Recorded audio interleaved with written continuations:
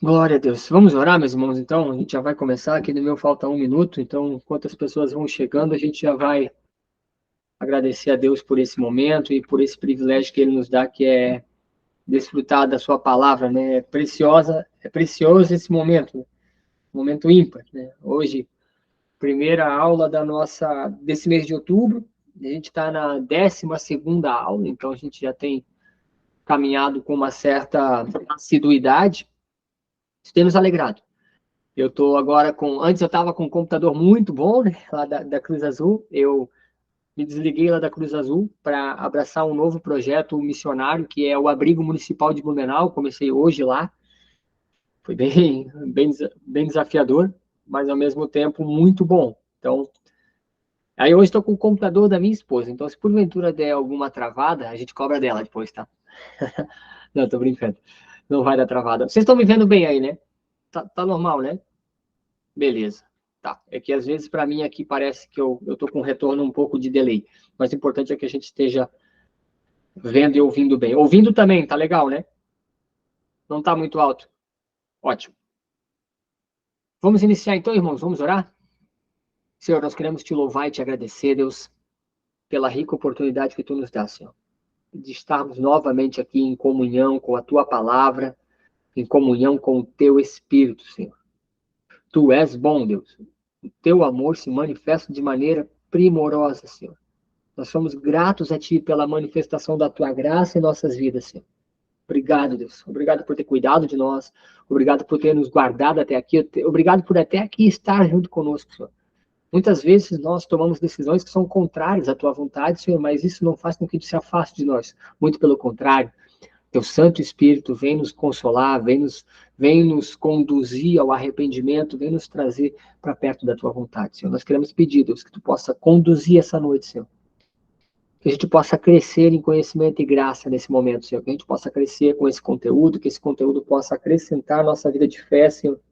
Que esse conteúdo possa fomentar, Senhor, o nosso coração em relação ao que Tu queres para nós, ao que Tu tens para nossa vida, ao que Tu busca nos ensinar com essa palavra, Senhor. Em nome de Jesus, que nós te agradecemos e também te agradecemos pelas pessoas que estão aqui junto conosco e também por aquelas que vão ver esse vídeo depois, Senhor. Daqui a alguns dias, ou amanhã, ou no outro dia, quem sabe outras pessoas vão entrar junto conosco nesse vídeo, vão estar vendo offline após ele ter saído do ao vivo aqui, elas vão estar acompanhando que esse material também possa acrescentar a vida de cada uma delas, Senhor. É em nome de Jesus que te agradecemos, fica conosco, que faz a tua vontade se manifesta. Amém. Glória a Deus, meus irmãos. Vou fechar a câmera aqui, tá? Quando for o nosso horário específico ali de 15 para as 10, eu abro para a gente trocar uma ideia sobre esse assunto. Vamos lá. Então, meus irmãos, o objetivo hoje é a gente dar continuidade naquilo que a gente já tem construído até aqui. Estamos no capítulo 3 do livro Bases da Fé Cristã, tá aqui atrás, né? Bases da Fé Cristã, um material teológico do teólogo Wayne Grudem. Wayne Grudem é uma das maiores referências em teologia. Ele é um teólogo reformado e ele tem acrescentado a nós esse conteúdo, né? Deus, por intermédio de sua graça, usou a vida dele para que os estudos das Escrituras, para que a palavra de Deus pudesse ser dado um direcionamento mais claro, mais simples. É claro que o Wayne Grudem é só um ser humano, é o Espírito Santo de Deus que inspirou ele a nos ajudar a uma melhor compreensão. Então, estamos construindo esse conteúdo pautado nessa realidade. A gente entendeu, então, o capítulo 1 sobre a natureza das Escrituras Sagradas, quem é realmente as Escrituras Sagradas, quem ela é, como ela foi construída, como ela foi escrita, como ela foi direcionada, como ela chegou até nós, quais eram os idiomas, qual era o contexto ao qual ela foi escrita, quem eram as pessoas que escreveram, todo esse contexto da autoridade das Escrituras, a inerrância, a infabilidade, a confiabilidade, a gente aprendeu então no capítulo número 1. No capítulo número 2, nós aprendemos um pouco, então, sobre os atributos visíveis e invisíveis de Deus, os atributos comunicáveis de Deus e os incomunicáveis. Os comunicáveis, o seu amor, a sua graça, a sua bondade, a sua longanimidade, a sua paciência. Os atributos incomunicáveis, a sua infabilidade, a sua inerrância, a sua presciência, a sua onipresença, onipotência, onisciência, a sua eternidade. E por que esses atributos, então, são incomunicáveis? Que eles não conseguem ser partilhados conosco. Os demais atributos, os comunicáveis, nós podemos também experimentar e colocar em prática. O capítulo 3, então, a gente está estudando o quê? A Trindade. Esse grande mistério, né, da igreja cristã, né? Entender como pode Deus ser um, existirem três pessoas, todas as pessoas serem Deus, mas Deus continua sendo um. Esse é o maior mistério da Trindade. A gente, então, teve na aula número 10 um início de entendimento sobre isso, né? O que a gente buscou na aula número 10? Entender a compreensão da comunicação interna entre as três pessoas, o Pai, o Filho e o Espírito Santo, como isso foi se revelando ao longo das Escrituras. No Antigo Testamento, a pessoa do Pai, do Filho, a pessoa do Espírito Santo, e como isso foi se revelando de maneira mais clara e mais nítida no Novo Testamento, aí sim, com a afirmação das três pessoas da Trindade de maneira mais clara. Na aula número 1, a aula de semana passada, a gente trabalhou, então, o primeiro fator. Deus é três pessoas distintas. A gente viu que Deus Pai é uma pessoa, Deus Filho é outra pessoa, e o Espírito Santo é outra pessoa. E eles continuam sendo Deus. E é isso que nós vamos entender hoje. A gente até tirou uma dúvida sobre uma questão de politeísmo. Se Deus fosse um, revelado em três pessoas distintas, e cada uma não fosse Deus, ou só o Pai e o Filho fossem Deus e o Espírito Santo não, aí a gente não teria a Trindade, teria um politeísmo com dois deuses, mas a gente então tem a Trindade Pai, Filho e Espírito Santo agindo de maneira coordenada e autônoma e integrada dentro das Escrituras. Não tem como desligar ou como ou deixar inativo uma das três pessoas da Trindade. Elas trabalham sempre em plena concordância. O que a gente pretende fazer hoje, então, com os nossos slides aqui, é a gente trabalhar essa segunda parte aqui, né, do nosso material. Falamos semana passada que Deus é três pessoas, hoje cada pessoa é plenamente Deus. A gente vai olhar para as Escrituras, a gente vai tentar entender como cada pessoa se manifesta nas Escrituras e revela ser plenamente Deus. Plena, a palavra plena significa a palavra completa, completamente. Então, cada pessoa é completamente Deus. Seja bem-vindo, Otávio. Deus abençoe tua vida, meu irmão. Uma ótima noite. Então, como se manifesta isso de maneira significativa e direta nas Escrituras Sagradas? Vamos entender, então, isso com a primeira pessoa da Trindade, que é Deus. Cada pessoa é Deus. Cada uma dessas pessoas é Deus. Entendemos pelas Escrituras, deixa eu ver se tem mais alguém me chamando aqui para entrar. Leandro, seja bem-vindo, Leandro. Uma ótima noite. Vamos lá.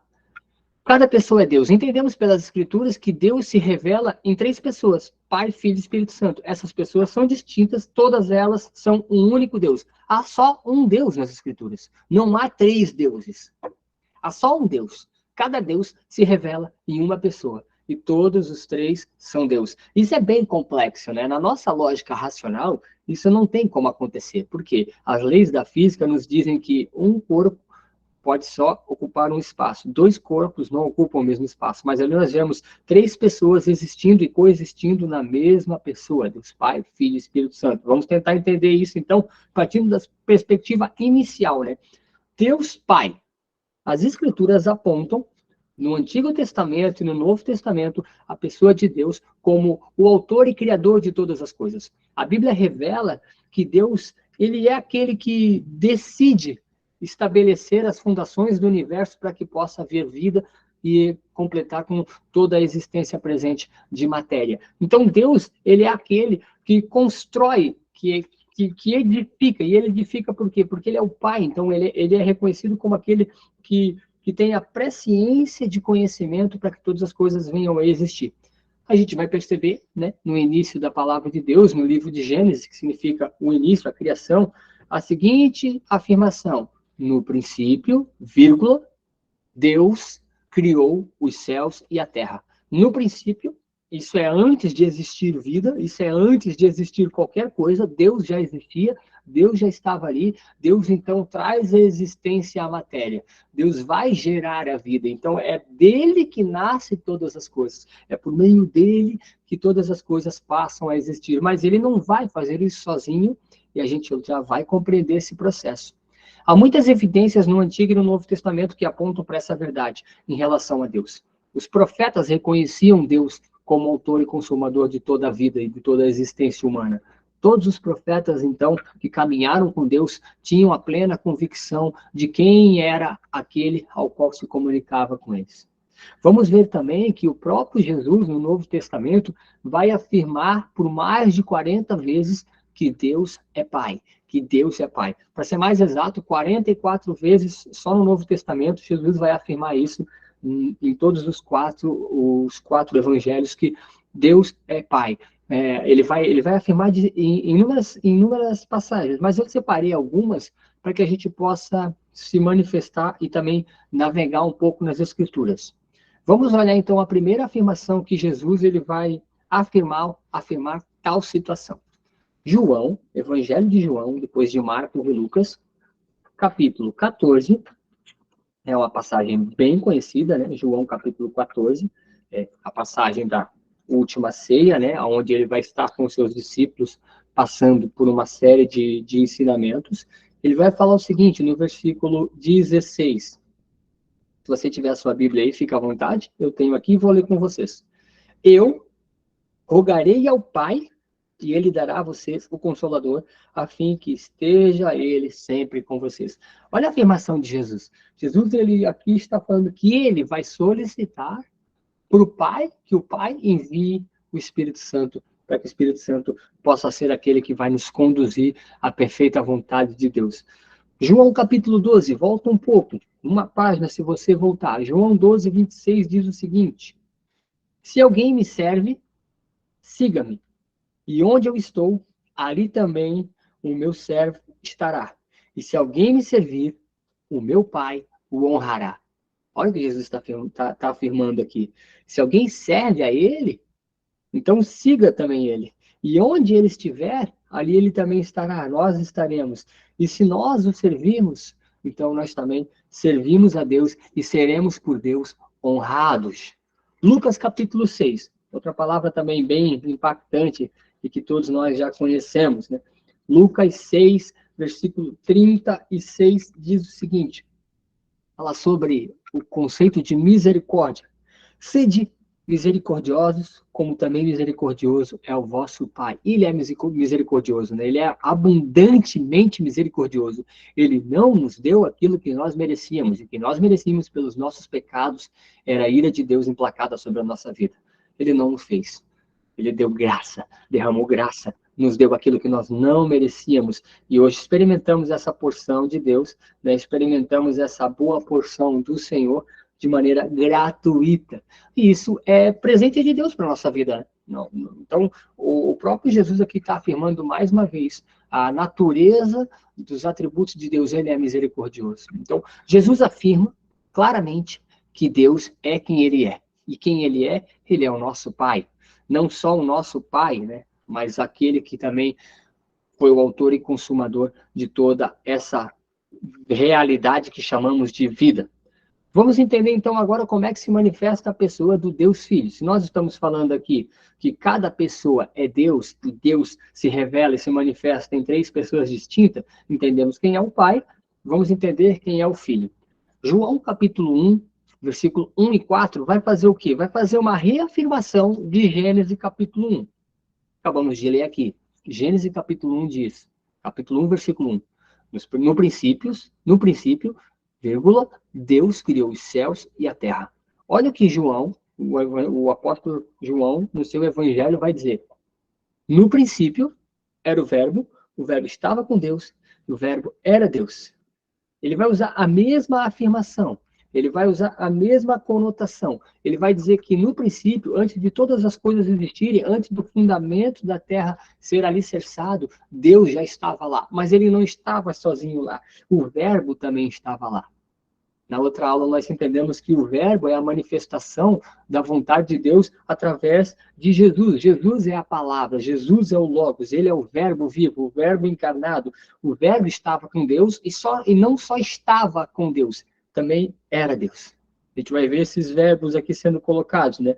Estar, que no caso é ser. Então, no princípio, o verbo estava com Deus, o verbo era Deus. Todas as coisas foram feitas por intermédio dele, sem ele nada do que foi feito se fez. Sem Jesus, então, sem o Deus Filho, sem Jesus, nada veio a existir. Todas as coisas só existem porque Jesus, então, estava junto com ele, dando elemento para a sustentação da vida. É uma série de afirmações que vão indicar isso. Vamos entender, então, um ponto aqui que é bem decisivo dentro dessa perspectiva, e aí a gente vai encontrar nesse estudo da Trindade um dos primeiros quesitos que vai nos apresentar uma teoria um pouco diferente da que a gente crê como cristão evangélico entendido nas Escrituras Sagradas. O que a gente vai entender? A gente vai conhecer aqui que existe no nosso convívio uma religião cristã, não uma religião cristã, mas dentro do cristianismo, que é uma religião, existe uma denominação que são os testemunhas de Jeová, e eles vão apresentar para a gente um conceito diferente. Eles não creem na Trindade de Deus. E por não crer na Trindade de Deus, não creem, então, na pessoa de Jesus Cristo como sendo Deus. E isso é um grande erro de interpretação hermenêutica, né? É um problema de tradução grega, onde eles pegam um substantivo ali e eles colocam um artigo indefinido na frente, o que no grego original não teria. Então, para você entender o que acontece, né? Para ficar bem claro, a nossa tradução bíblica vai dizer o quê? A nossa tradução vai dizer em João capítulo 1, no princípio era o verbo estava com Deus e o verbo era Deus. O que a gente vai entender, então, olhando para essa afirmação, dentro desse cunho dos testemunhos de Jeová? Então, a nossa primeira, podemos dizer, heresia bíblica, e podemos dizer isso de maneira clara e afirmar de maneira clara, a primeira heresia bíblica que a gente vai ver, então, em relação a esse conceito de trindade, é essa apresentada, então, pelos testemunhos de Jeová. Porque o que eles vão nos dizer? Eles vão nos dizer que existe uma outra palavra. Qual que é essa palavra? O artigo o, que vai ser para eles um. Então, eles vão traduzir da seguinte forma: o que para nós no princípio era Deus, para eles vai fazer o seguinte: no princípio era um Deus. E aí, se você pegar as traduções, ou se você tem aí uma Bíblia com a tradução dos Testemunhos de Jeová, que é a tradução Novo Tempo, né? Nova Era, desculpa, você vai perceber, então, que essa palavra Deus, que está para nós em letra maiúscula, né? Sendo Deus, Pai, Deus na sua totalidade, para eles vai ser então determinado como um Deus. Não é mais, então, Jesus, ele não ganha a alcunha e a autoridade de ser Deus, de ser a segunda pessoa da Trindade, de ser Jesus, o verbo, a palavra que se fez carne. Ele perde a sua autoridade divina e ele passa a ser somente um ser celestial. E um ser celestial é semelhante aos demais seres celestiais, que são criados por intermédio da palavra de Deus, como qualquer outra coisa que existe debaixo da autoridade da soberania de Deus, mas deixa de ser, então, Deus.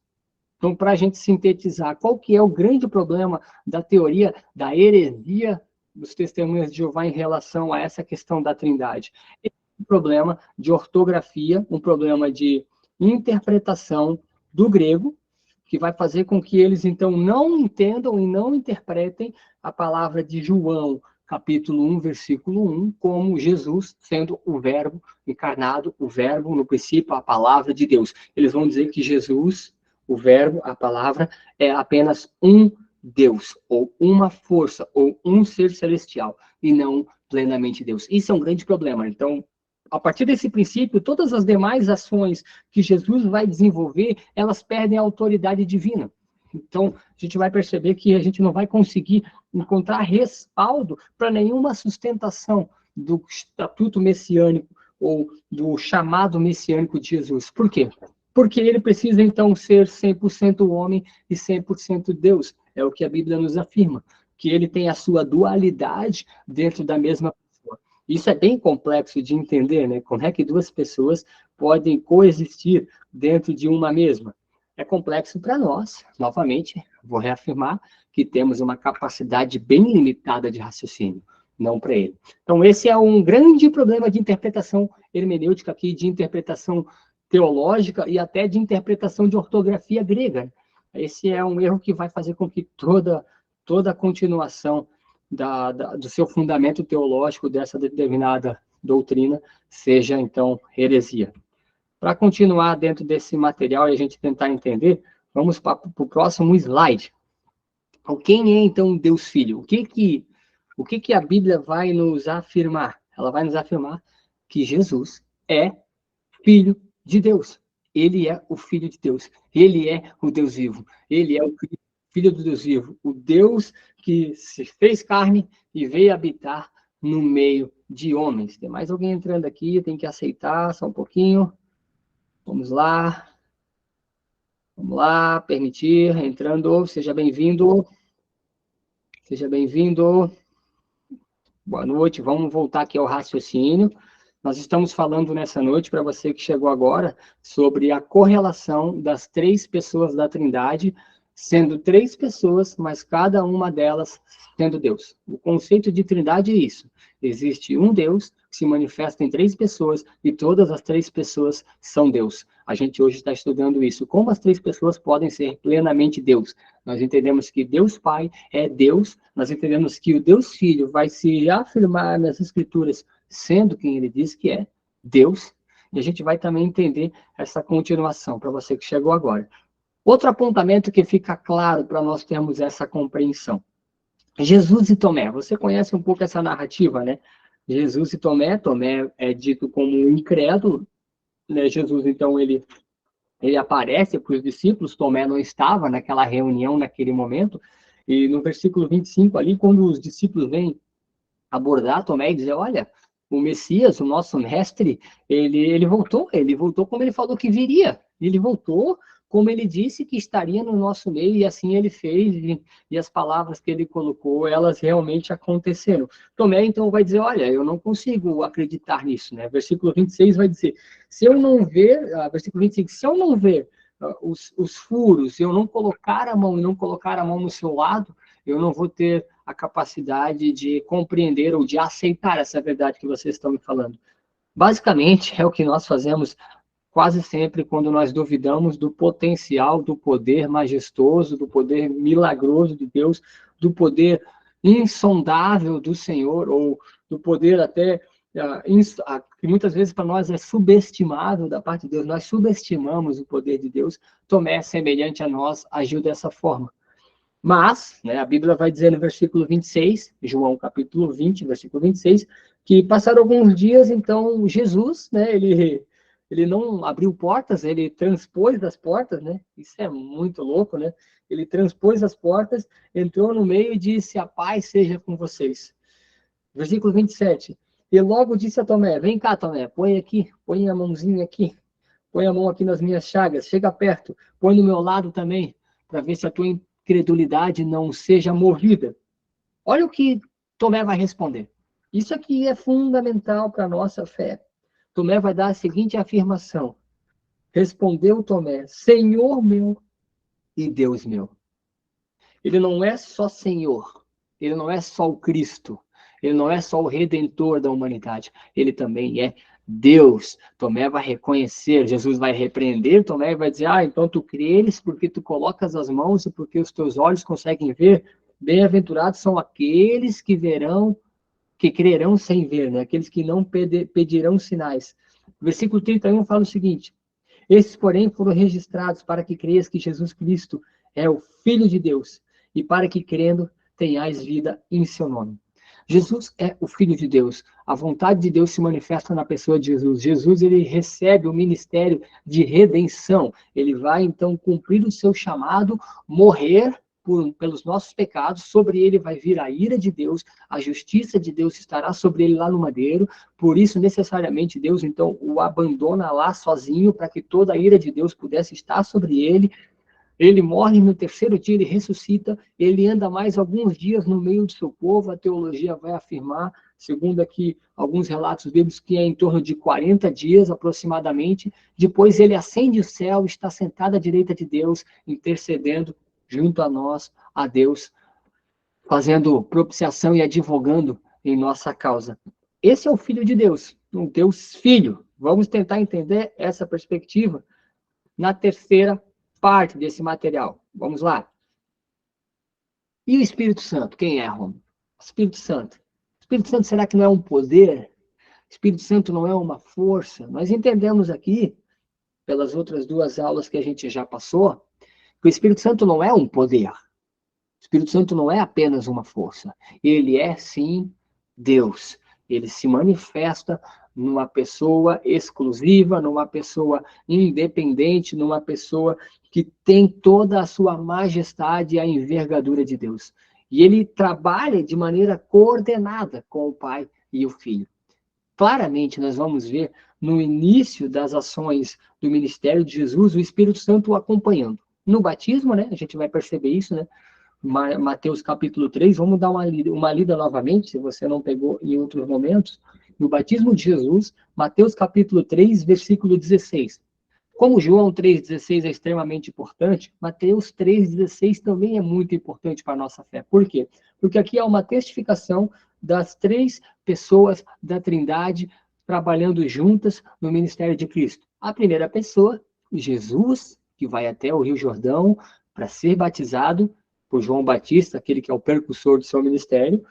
O Espírito Santo, então, desce do céu em forma de pomba e repousa sobre ele, e uma voz do céu diz: esse é o meu filho amado, no qual eu me alegro. Quando nós entendemos que Deus Pai, Deus Theos, é o nosso Pai, quando nós entendemos que Deus, Filho, Kyrios, Jesus, é o nosso Filho, nosso Senhor, nós precisamos também entender que o Espírito Santo, ele precisa ser enquadrado nessa mesma perspectiva. Senão, não teria cooperação ou coordenação nenhuma de o Espírito Santo ser colocado na mesma alcunha, ou na mesma prateleira, ou no mesmo nivelamento de Deus. E não é só nessa passagem. Quando você vai olhar o chamado da grande comissão, que Mateus apresenta no capítulo 28, vamos abrir lá. Capítulo 28, último capítulo de Mateus, versículo 19. Olha o que acontece aqui, o relato de Mateus. Ide, portanto, fazei discípulos de todas as nações, batizando em nome do Pai, do Filho e do Espírito Santo. Aqui, novamente, o Espírito Santo é colocado na alcunha de Deus, é colocado na mesma prateleira com o Senhor.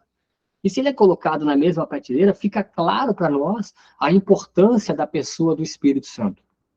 Para algumas pessoas, o Espírito Santo só é aquele Papai Noel que derrama dom sobre a igreja. Não, ele não é. Ele é Deus. Ele é Deus e manifesta a sua vontade segundo a vontade dele, segundo a vontade de Deus, segundo o ministério de Cristo, a vontade de Jesus. Vamos entender isso de maneira bem ordenada dentro dessa perspectiva. Ide, é uma ação, irem, vão até eles, e não só vão, façam discípulos quando vocês forem, façam discípulos, vocês vão até as pessoas, discipulem elas, capacitem elas, apresentem para elas o evangelho da regeneração na pessoa de Cristo, a redenção que só é conseguida pelo sacrifício do justo, o nosso Senhor Jesus, e, após fazer isso, batizem elas, em nome do Pai, autor e consumador da vida, do Filho, autor e consumador da nossa fé e a ressurreição dos mortos por intermédio dele, e o Espírito Santo, aquele que nos convence do pecado, da justiça e do juízo, conforme o próprio Jesus nos disse. É necessário que eu vá para que o Consolador possa vir, e ele convencerá vocês da natureza que vocês têm e da natureza santa de Deus. Então, essa verdade nos mostra claramente que eles estão nivelados. Pai, Filho e Espírito Santo. Vamos ver outras passagens que também nos apontam isso. 1 Coríntios capítulo 12, versículo 4. Se você quiser anotar aí essas referências, você pode depois reler, ler também o contexto, o que precede essa passagem, e ler também o que sucede essa passagem para ter uma compreensão mais ampla daquilo que está sendo colocado. 1 Coríntios, capítulo 12, versículo 4 a 6. Aqui vai falar uma série de ações que as três pessoas da Trindade vão desenvolver. A gente já leu isso na semana passada, né? Os dons são diversos, mas o Espírito é o mesmo. E também a diversidade de serviços, mas o Senhor, Quírios, Jesus, é o mesmo. Há também diversidade nas realizações, mas é o mesmo Deus que opera em tudo e em todos. Claramente aqui, novamente, o apóstolo Paulo vai trazer a referência das três pessoas sendo colocadas na mesma direção e no mesmo patamar. Vamos ver claramente também 2 Coríntios capítulo 13, a bênção apostólica, né, que nos cultos, no final dos cultos, as igrejas que professam a fé no Senhor Jesus Cristo como autor e consumador da vida, as igrejas que têm uma comunhão, que entendem a perspectiva da comunhão trinitariana, que entendem a perspectiva da redenção pela graça, possivelmente você tem ido no culto e no final do culto, o seu pastor, ou o diácono, ou o presbítero que está fazendo a preleção litúrgica ali, ele vai te abençoar para o seu retorno para casa. E quando ele vai fazer isso, ele vai falar aqui, ele vai falar as palavras do apóstolo Paulo, a bênção apostólica. E o que ele vai dizer? Olha só, que a graça do Senhor Jesus Cristo, o amor de Deus e a comunhão do Espírito Santo sejam com vocês. As três pessoas, novamente, em plena comunhão, em plena coordenação. Se o nosso amigo aqui, o Espírito Santo, não fosse Deus, ficaria muito estranho colocar nessa frase, né? Vamos pegar e tentar colocar uma outra coisa aqui, uma outra direção para o Espírito Santo que não seja de Deus. Que a graça do Senhor Jesus e o amor de Deus e a comunhão de um ser celestial, o Espírito Santo, seja com vocês. Não teria nenhuma concordância. Por isso que, então, a gente entende que a gente precisa colocar o Espírito Santo no patamar ao qual as Escrituras o colocam. E as Escrituras o colocam como sendo Deus. Efésios 4, 6. 3, 4 páginas para frente, a gente vai entender a seguinte palavra: há somente um corpo, há só um Espírito, como vocês também foram chamados na esperança de uma só vocação. Há um só Senhor, uma só fé e um só batismo. Há um só Deus, que é Pai de todos, está em todos, age por meio de todos.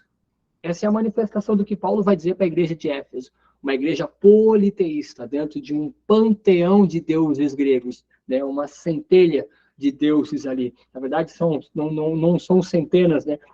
Uma dúzia de deuses no Olimpo, depois semideuses, e assim segue toda a doutrina teológica dos gregos. E para finalizar, então, 1 Pedro, capítulo 1, né? Vamos pegar essa referência, depois das cartas do nosso irmão apóstolo Tiago, a gente vai encontrar aqui 1 Pedro, capítulo 1, versículo 2, diz o seguinte: eleitos segundo a presciência de Deus Pai, em santificação do Espírito, para a obediência e a expressão de sangue de Jesus.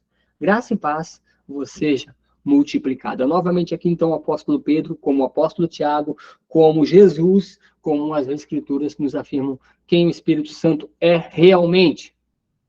Vamos entender essa perspectiva final aqui, para a gente finalizar essa nossa aula, então, de segunda-feira. Até aqui a gente chegou à seguinte conclusão, olhando para as Escrituras, desde a primeira aula, que foi a aula número 10, 11 e essa de hoje.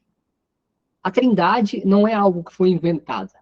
Ela existe desde a fundação do universo. Nós hoje conseguimos interpretar, ou conseguimos, por intermédio das Escrituras, termos a revelação da sua existência. Não fomos nós que a descobrimos, não foi a teologia que a descobriu. Nós apenas conseguimos reconhecê-la por intermédio da revelação que as próprias Escrituras dão sobre ela. Então, aqui a gente já viu duas coisas específicas. Primeiro, Deus se manifesta em três pessoas distintas, porém as três pessoas distintas se correlacionam ou andam em perfeita comunhão, de maneira coordenada, e cada uma dessas pessoas distintas é plenamente Deus, em todos os seus atributos, em todas as suas realizações. E o que a gente precisa, então, continuar compreendendo? Se a Bíblia nos apontasse que só Deus Pai fosse Deus, e só Deus Filho fosse Deus, o Espírito Santo fosse apenas uma força, ou apenas o poder de Deus manifesto, nós não teríamos, então, a doutrina da Trindade, né? Nós teríamos dois Deus, Deus Pai e Deus Filho. Não seria aquilo que a Bíblia nos apresenta. A partir daqui, a gente vai caminhar para o próximo passo. E qual é o próximo passo? A execução e a consumação do que as Escrituras nos dizem em relação à doutrina da Trindade. Um Deus se manifestando em três pessoas, cada uma dessas pessoas é plenamente Deus, mas existe somente um Deus. Que coisa complexa, né, meus irmãos? É muito complexo isso, é algo assim de uma profundidade racional quase incompreensível, né? Por isso que Deus se manifesta as coisas loucas do mundo, né? Porque racionalmente os sábios, os doutores, os entendidos, eles vão dizer que isso aqui é impossível, é contra as leis da física, porque dois corpos não podem ocupar o mesmo espaço, é contra as leis da filosofia, é contra qualquer tipo de compreensão humana, porque ela é compreensão divina. Então a Bíblia afirma essa realidade. Existe só um Deus. E é o que a gente vai, então, se organizar para na próxima semana, de maneira bem pontual, de maneira bem incisiva, fazer com que a gente tenha essa compreensão. Tem alguém querendo entrar agora, né? No final do campeonato aqui, já está. Seja bem-vindo, Daniel. Chegamos a essa conclusão de maneira bem simplificada, né? O que a gente precisa entender é que daqui para frente, então, a gente vai, então, encontrar outros contrapontos, né? A gente vai falar sobre outras doutrinas que vão contradizer essa doutrina da Trindade, semelhante ao que a gente viu aqui da doutrina apresentada pelos nossos irmãos de fé, testemunhos de Jeová, né? São os nossos irmãos, né? Se eles crerem no Senhor Jesus como autor e consumador da vida, aquele que pode trazer redenção, aquele que é o Filho de Deus, que levou sobre si todo o pecado no mundo, que tomou sobre si as nossas dores e as nossas enfermidades, o castigo que hoje nos dá paz estava sobre ele, o salário do pecado que gerava a morte foi pago totalmente por Jesus. Se eles compreenderem isso, então podemos dizer que eles são os nossos irmãos. Se eles permanecerem, indubitavelmente, com essa dinâmica de não reconhecer Jesus como uma das pessoas da Trindade, apenas um ser especial, ou um ser celestial, ou o anjo de Deus, ou um profeta de alto valor, a gente então não vai conseguir ter a mesma compreensão. É isso, meus irmãos. Eu vou abrir aqui os microfones, vou abrir aqui também as câmeras, para que a gente possa, então, se ver, se comunicar e a gente possa até ter uma interação um pouquinho melhor. Eu sei que é um material um pouco complexo, né? Às vezes a gente vai falando, e daqui a pouco a gente percebe, meu Deus, mas que loucura isso aí. O que isso vai fazer de diferença na minha vida, meus irmãos? Muita, eu posso te dizer, muita. Se nós não tivermos uma plena compreensão do que a Bíblia afirma em relação a quem Deus é, todas as demais compreensões que a gente vai ter, ela vai ficar rasa e vai ficar sem fundamento. Por isso que é importante a gente ter essa compreensão básica de quem o Senhor é dentro dessa realidade e dentro da sua vontade revelada nas Escrituras.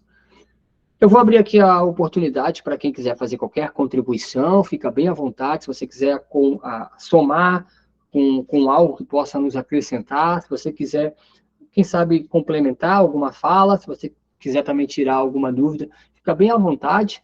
Vou olhar aqui no chat se tem alguma pergunta.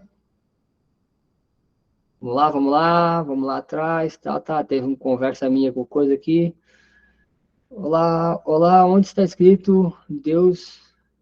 Onde está escrito Deise, uma integrante, minha irmã querida, ela mora em... Ah, legal. Deus abençoe, Deise, seja bem-vinda, tá? Obrigado, Fernando, por adicioná-la. Se vocês puderem mandar, né, os links aí nos seus grupos, fiquem bem à vontade. Seja bem-vinda. Pode falar, Fernando, fica à vontade. Era só para acrescentar ali, né, que como estava falando ali na Santíssima Trindade, né, em próprio Isaías, né, capítulo 9, versículo 6, ele afirma, né, Jesus Cristo, como que ele seria conhecido, né?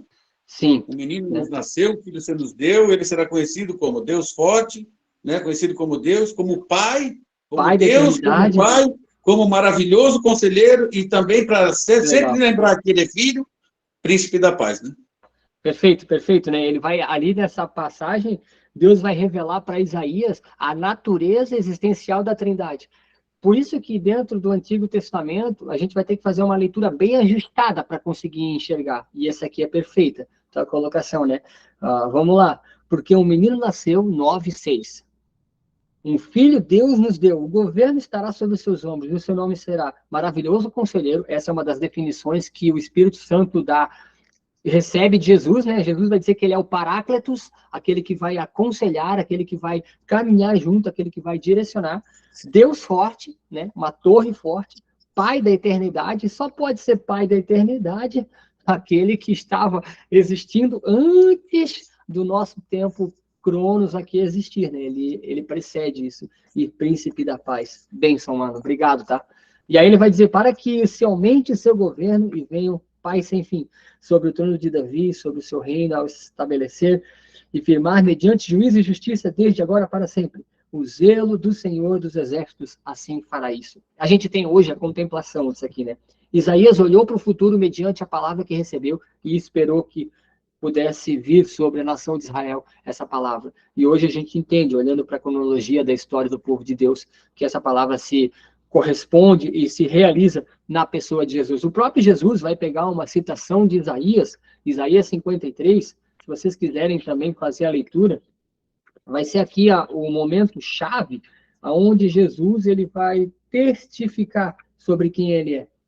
Versículo 3 e 4 fala o seguinte: ele era desprezado, o mais rejeitado entre os homens, homens de dores, o que sabe que é padecer. É comum que todos escondem dele o rosto. Ele era desprezado, dele não fizeram nenhum caso. Certamente ele tomou sobre si as nossas enfermidades e as nossas dores levou sobre si. Nós o reputávamos como aflito de Deus, ferido e oprimido. Mas ele foi transpassado pelas nossas transgressões, moído pelas nossas iniquidades. O castigo que hoje nos traz paz estava sobre ele, e pelas suas pisaduras fomos sarados.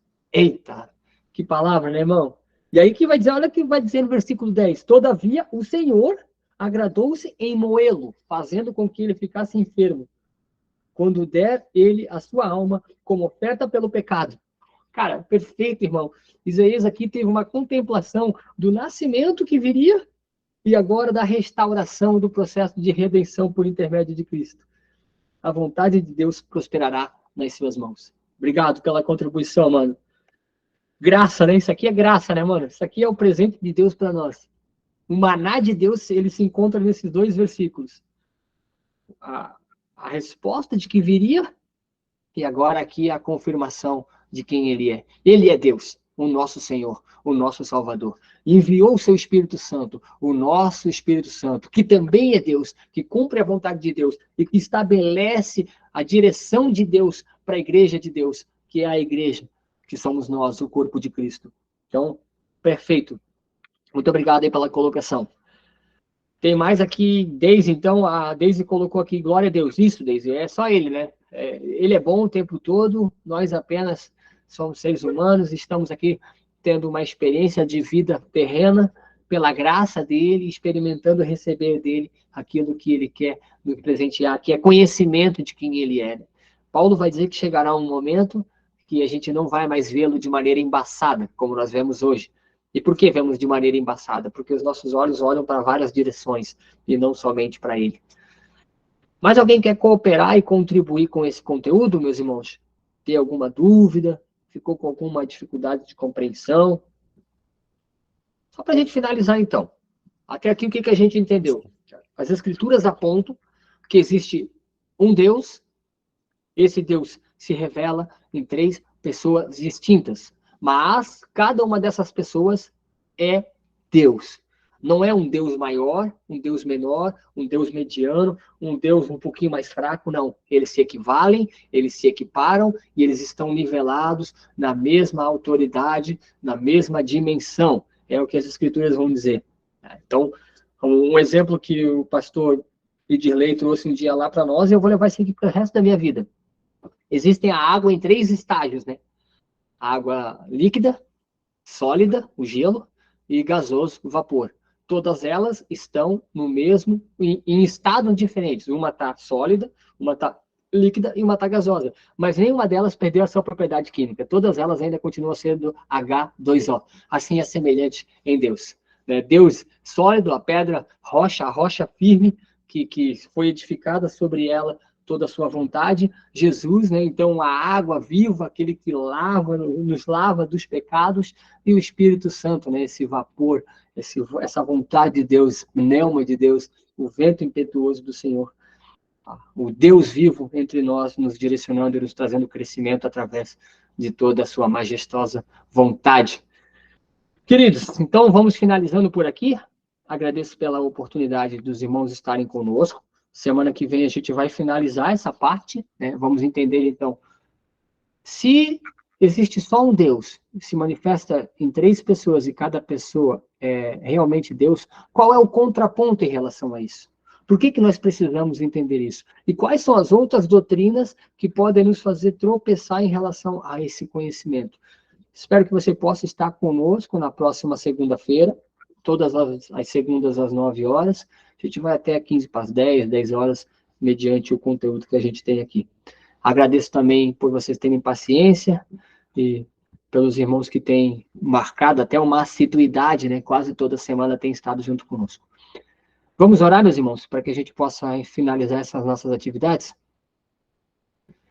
Senhor Deus, em nome de Jesus, queremos te agradecer, Senhor, pelo privilégio que tu nos deu nessa noite de podermos estar em comunhão com a tua palavra, em comunhão com o teu Espírito, em comunhão contigo.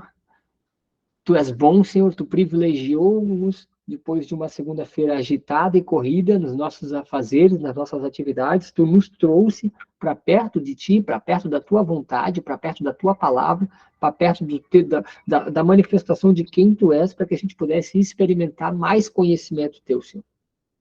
Obrigado, Senhor, por ter revelado de maneira simples, Pai, por intermédio da tua escritura, Senhor, das palavras que tu deixou como referencial, Senhor. Nós entendemos, Senhor, que se hoje queremos ouvir tu falando conosco, aqui está a forma disso acontecer, Senhor. A tua palavra, Senhor. Por isso que tu nos ensina e nos pede para que a gente mergulhe em ti, para que a gente busque, para que a gente te busque no tempo oportuno, para que a gente te busque quando se pode achar, para que a gente te busque o tempo inteiro, para que a gente ore o tempo inteiro, para que a gente esteja em comunhão plena contigo, para que a tua vontade se revele dentro do nosso coração. E aí a gente não vai viver uma fé mística, uma fé superficial, que está pautada por manifestações, mas a gente vai viver uma fé alicerçada no que a tua palavra nos direciona.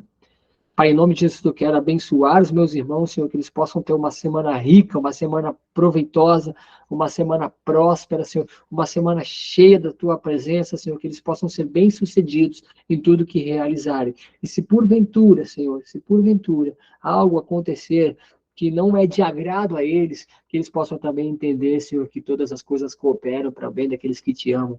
E eles te amam assim como eu te amo. Cremos que tu és aquele que pode manifestar o amor dentro do nosso coração, Senhor.